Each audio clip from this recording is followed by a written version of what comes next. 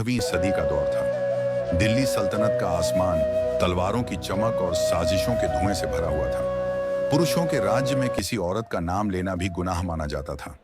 पर उस दौर में एक औरत उठी, सिर ऊंचा करके, तलवार हाथ में लेकर। वो थी रजिया सुल्तान। वो जिसने दुनिया को दिखाया कि औरत सिर्फ खूबसूरती नहीं, बल्कि ताकत का दूसरा नाम है। एक राजकुमारी जो रानी बनना नहीं चाहती थी, रजिया का जन्म 1205 ईस्वी में दिल्ली के सुल्तान इल्तुतमिश के घर हुआ। इल्तुतमिश गुलाम वंश का शासक था, लेकिन रजिया के लिए वो सिर्फ पिता नहीं, बल्कि गुरु भी था। रजिया बचपन से ही बाकी राजकुमारियों से अलग थी। जहां बाकी लड़कियां खिलौनों से खेलती, रजिया घोड़ों की सवारी करती, तलवार चलाना सीखती। वो महल की दीवारों से बाहर झांकना चाहती थी, जहां उसकी जनता थी, जहां उसका भविष्य था। एक दिन इल्तुतमिश ने देखा कि रजिया अपने भाइयों के साथ शतरंज खेल रही थी और उसने एक चाल में सबको हरा दिया। सुल्तान मुस्कुराया और बोला, यह लड़की एक दिन दिल्ली की गद्दी संभालेगी। इल्तुतमिश की मौत के बाद दरबारियों ने उसके बेटों में से एक को सुल्तान बनाया, पर वो कमजोर निकला। जनता परेशान थी। तब रजिया ने जनता के बीच जाकर कहा, अगर मेरे पिता की बेटी आज गद्दी पर बैठे तो दिल्ली में इंसाफ की आवाज उठेगी।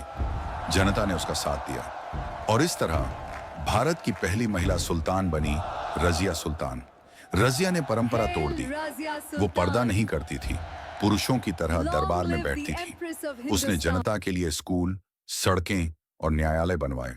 हर शुक्रवार को मस्जिद में जाकर लोगों की बातें सुनती थी।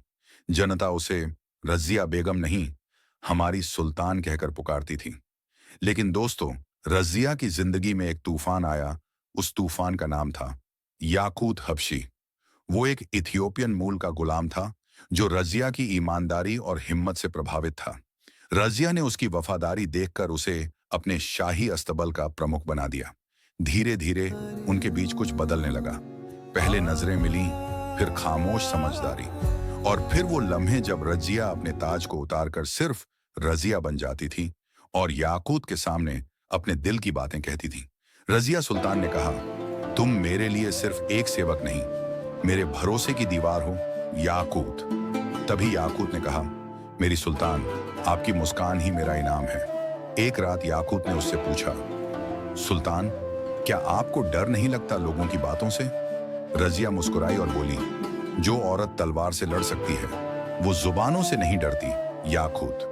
उनका रिश्ता किसी वादे का नहीं, बल्कि आदर और प्रेम का मिलन था। जहां एक गुलाम ने रानी की आंखों में खुद को देखा और रानी ने एक गुलाम में इंसानियत देखी, दोनों एक दूसरे से हद से ज्यादा मोहब्बत करने लगे। पर इस प्यार ने दरबार में आग लगा दी। तुर्की अमीरों और सरदारों को गुस्सा आने लगा। एक हबशी गुलाम और हमारी सुल्तान, ये तो ताज का अपमान है। उनमें सबसे ताकतवर था मलिक अल्तुनिया, जो रजिया का बचपन का दोस्त था और मन ही मन उससे प्यार करता था।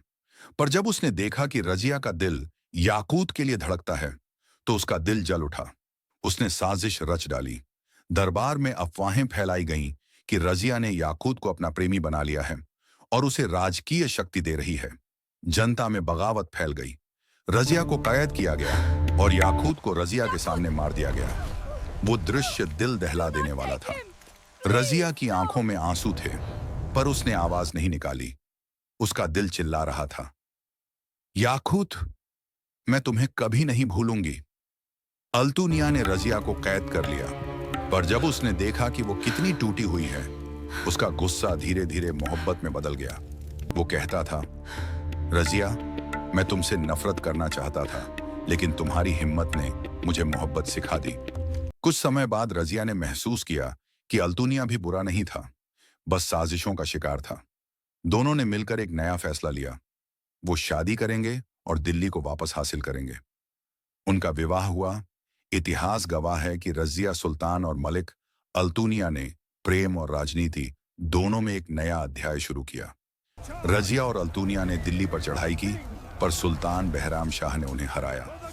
युद्ध में उनके सैनिक मारे गए और रजिया तथा अल्तुनिया को पकड़ लिया गया। कुछ इतिहासकार कहते हैं उन्हें भिखारियों की तरह जंगल में भटकना पड़ा।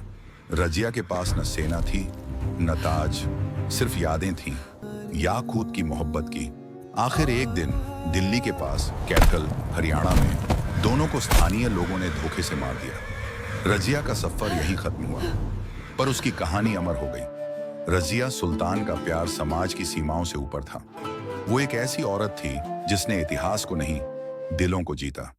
याकूत की वफा और रजिया की नजाकत दोनों ने मिलकर एक ऐसा इश्क लिखा जो ताजमहल से पहले का था और ताजमहल से गहरा था। रजिया आज भी भारत की सबसे प्रेरणादायक महिला शासक मानी जाती है।